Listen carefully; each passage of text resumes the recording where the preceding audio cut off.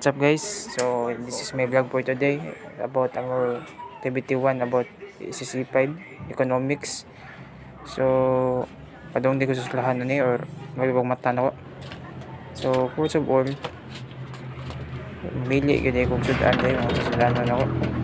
And so magpatsikanton gani di ko karon. Kay og magtuna ko daghan king tuna hindi na ko mahurot, sayang kayo. Magpatsikanton na lang kay saktora sa usa ka tawo, pero as a responsible consumer we need to realize nga dapat di masayang ang atong mga ibang kaon. Pero we need to realize that every choices we choose has its own benefits and consequences. Pareha ni magkanton ko karon. Although lami mi gyud kanton for students labi na kita magtipid og pagkaon, ara mi kita dagan ng mga kanton, pero og permitihon na nato unsa may balik ka na kanton, di ba health na to. Mo nang nauna dapat ang atong mga choices.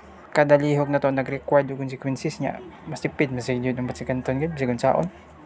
Ya, tag 12 rin mo kanton kumpara nang tuna nga tag 40. Ara lagi ka sa tag 12. So dire day lang gyud ginahon na kay manahon na ko maligo mo kog di kay usahay di mi kog ligo og muskila ko kapoy ligo kas tubig. Be a responsible consumer ba di ka mapas takag og pwede di maligo di ka maligo para makasibog tubig ana gani sagid, pero maligo lang karon yung ilang ginagbaho madto sa lahan mauwa ta ganda hindi maho tang ang hit nito ya to